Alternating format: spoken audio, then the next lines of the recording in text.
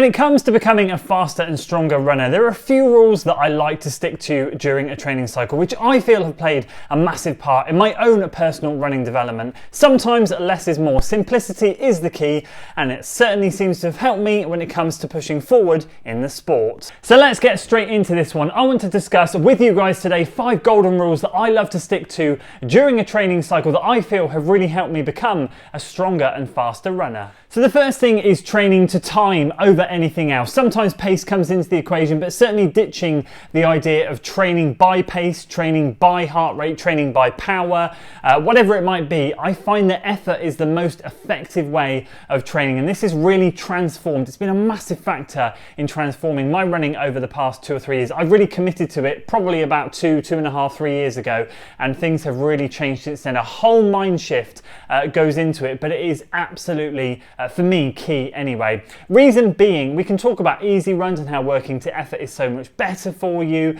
and yes, I agree with all that, but I think the main focus for me when it comes to training by time is that I've completely stopped obsessing over splits, hitting certain splits, hitting certain paces. I have a good idea of a pace range that I might want to run a certain timed interval at, but what I think to myself is, right, depending on how you feel that day, you've got to go out and run 6 by 3 minutes, and I want you to run those 6 by 3 minutes at around 10k effort. And over time, you develop that knowledge and that sort of intellect, I guess, that allows you to go out there and push at 10k effort without worrying about hitting a specific pace. Because ultimately, we know on race day that certain pace that we've trained at might feel terrible because suddenly it's really hot, really cold, really windy.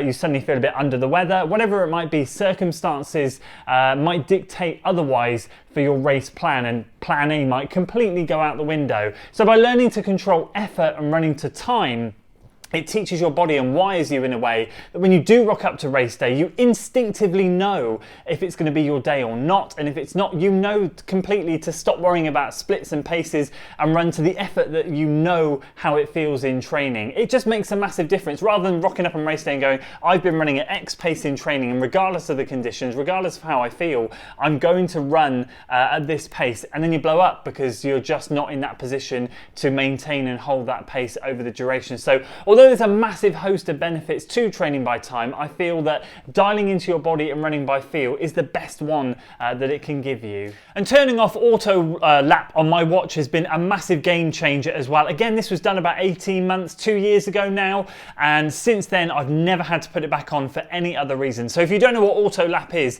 it's basically when your watch beeps at every kilometre or every mile or whatever you can set, because I think it can be quite variable what you can set it to beep at. I just completely turn it off. So although I can see like my average pace for that section and I can manually lap my watch and all of that stuff, it doesn't flash up splits. And again, we can talk all about easy paces and easy runs, and I love the fact that without auto lap my brain switches off and I don't worry about hitting certain paces and stuff on my easy runs. Again, the main focus comes down to when I'm doing interval work. So what I tend to do, I use a Garmin watch, so I'll set my workouts up on the Garmin app and then I'll export them to my watch. And so if I was in marathon training and I went out, let's say, and did 3 by 5k at marathon pace, my watch wouldn't auto lap. It would just give me the average pace for that 5k chunk. And that is golden, because what I used to do is if I was running on terrain that wasn't quite fully flat, but I knew I wanted to run 6:15 per mile or 3:45 per k or whatever it was,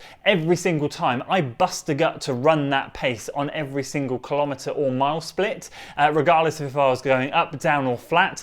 And again, when you're going up, you're going to spike your heart rate more for that pace because you're not working to effort, and when you come down, you're going to be working sort of a little bit easier, you're going to be holding back. And I just find that when I was continually like spiking my heart rate, pushing on the ups, training to a time or a pace, that it was just completely messing up my sessions and I wasn't training to my true marathon effort. Whereas if I go out and go, right, my first 5k I want to average like 6:15 per mile or 3:45 per k, whatever the equivalent is, I know that I can just dial it back on some sections where I'm going up. I can then put the same effort in going down here, which means I speed up, and I can keep my effort level for the whole section on a much more even keel rather than having this up and down yo-yo effect, which again, when it comes to race day, plays a massive, massive importance, because when you're out there, you know that you can back off on the hills, you can push on the downs, and this is something again that I've learned to do over time. I've raced hilly courses, flat courses, and it all comes into play. I come out usually on top compared to what I used to 2 or 3 years ago, when I used to go out and push really hard on a hilly course and then the second half would be a slog. I now use my smarts a little bit more, know when to back off and push, because I know there'll be certain sections I can work harder on, and that all comes down to learning the effort that you're putting in. So again, turning auto lap off is a massive game changer. And the third one, a little bit of a curveball one, but I feel this is really, really important: having a healthy relationship with performance statistic websites, graphs, all of that sort of stuff, because ultimately they can drive you insane. So whether you're on Strava and you look at your Strava progress, and you've got that graph that shows you whether you're getting fitter or not fit. I've run some of my best times when I'm not at my fittest according to my Strava graph, or if you use Runnerlize, or if you use Training Peaks or Final Surge, or whatever you use, you can use these tools to great effect. And I also use these tools to great effect, but I've stopped obsessing over them, which again, 2 or 3 years ago, I used to study them after every single run, and it used to drive me crackers when my fitness wasn't going up. But actually that means nothing, because sometimes those graphs take into consideration factors like, for me, when I'm running out on the trails, it will look at how fast am I running and how low is my heart rate. Well, I might run 20-30 seconds a mile slower because I'm going on undulating terrain. My heart rate might be the same as if I was running it on the flat, but my pace is a lot slower. It would mark me down. It would say you're detraining, you're getting slower, you're not getting fit. And you kind of think to yourself, what is this doing to us runners? Why am I not allowed to go out there and run on undulating terrain to build up strength in my legs, to get used to running on more technical terrain, shall we say? It doesn't necessarily have to be crazy rocky trails, but do you know what I mean? Up and down, a few rocks here and there, whatever it might be. It's good for you. It's good for you to mix these things up, and you don't need something showing you that you're not getting fit by doing it, because actually you are. You're still running at the same effort level. You're just running a little bit slower. And this is what you hear all these elites talking about. You should stop obsessing about what you run your easy paces at, and you should just take your easy days easy. But often these metrics that we see will entice us into running faster, because it will show that we're either flatlining or going down if we run a little bit too slow. So having a really healthy relationship with those is really, really important. As a great example, I had a great workout this morning when I'm recording this, and so I went in and checked all the data, and I was like, wow, my average heart rate's so low. Let's check out the reps. Oh yeah, my heart rate didn't spike too much in that reps. They stayed really controlled, and I had a really good workout. That's a positive way of using those, because it gets you to see that, oh, I'm getting a bit fitter, I'm feeling fit, I felt fit, this confirms I'm feeling fit, the heart rate stuff is good, great, and I can leave it and move on. But actually, overall, it didn't necessarily take my fitness up, my graph didn't trend upwards, it kind of stagnated a bit, but I don't care. I wanted to see specific information about my heart rate, because I like to track that. Other than that, I'm really not interested. So yeah, don't get too hooked up on these things. If you like to use them for a certain piece of data, if you like to track power, if you do like that sort of thing, or heart rate, whatever it is, do keep an eye on it. It's great, but don't obsess over it, because it really can mentally mess you around a little bit. And the fourth thing that's really important is to adjust your effort levels depending on how you actually feel, how your body feels. Again, so a great example is, because I raced on the weekend just gone, I basically felt pretty fatigued, and I thought to myself, I could go out there and run my normal easy pace, but actually that, as I started to go, that felt quite an effort. So I dialed it right back, and I took a much more recovery pace for me, and I loved it and I enjoyed it, and I put in the right effort level for the right time, rather than going, oh, I'm going to run at my usual easy run pace, whatever that might be. I'm just going to dial it right back. And again, as I always talk about in videos, and as you'll hear anybody talk about, the best way to improve as a runner is to keep stacking week after week after week. And how are you going to get there? You've got to listen to your body. If sometimes you feel like you can't maintain a certain pace or effort, whatever it might be, then just dial it back. Just listen to your body and do what it needs to do. Absorb what it's done. If you've put in a hard session, a hard long run, a hard race, respect that. You're not going to feel 10 out of 10 every single run. It's very rare that you will.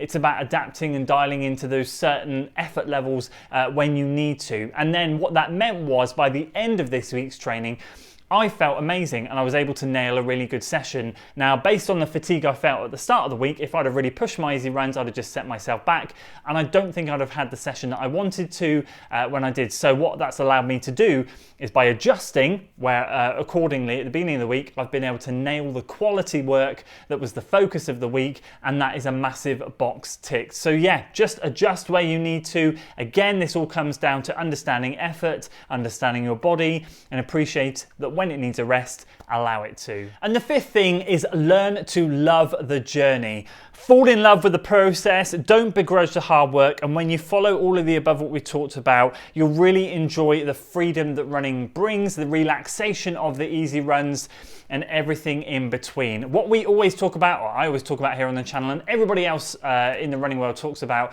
is if you want to become a stronger and faster runner, you've got to keep stacking those weeks up. So if we go back to point number 1 and work through, we know that if we train by effort, we start to learn the body's signals as to whether we're feeling good or not. We start to learn where to push and where not to push in races. We start to get more in tune with our body. We start to obsess less over splits, we start to obsess more over looking after ourselves, and suddenly this whole running process and journey becomes so much easier because we're loving stepping out of that door every day.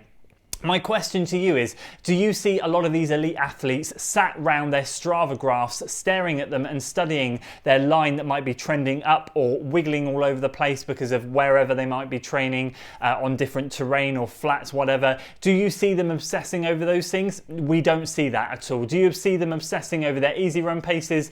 We don't at all. Now, I've got to be honest with you, I've gone through phases in the past that probably tick all the boxes that I've talked about today. And I do feel like you kind of have to go through a lot of stuff to come out the other side and learn what works for you and what doesn't. And I appreciate this video isn't going to turn every data junkie into someone that just switches it all off and starts to run by feel and everything. But if you can start thinking about one thing that might make the data-driven runs that you do every day be a little bit more freeing, take off those shackles a bit, whether it's turning off auto lap, whether it's for an easy run, just switching your watch onto the clock face and not looking at your pace or whatever, and just working to effort, then I've done my job, and hopefully you guys will have an absolute blast. Because the amount of times I see people say, oh, do you know what, I tried that and it felt amazing, is incredible. And again, that was me only a few years ago. So I'm just trying to share a little bit of wisdom, a few words here that might inspire you to just kind of step back a little bit from obsessing over all these data points and splits and stuff. Feel free, as I said, I like to study heart rate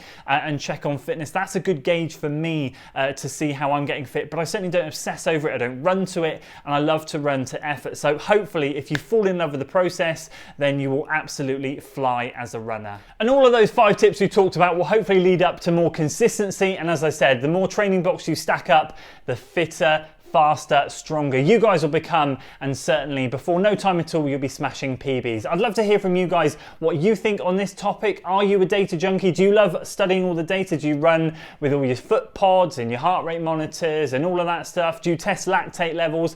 I'd love to hear your thoughts. Or do you purely love to run with a stopwatch or nothing at all and just run by effort? And if you have kind of gone from one to the other, I'd love to hear your thoughts on that. It'd be great to share your experiences too, because obviously these are just my experiences, but I'd love to you guys to share yours down in the comments below so that other people can read them as well and get that discussion going.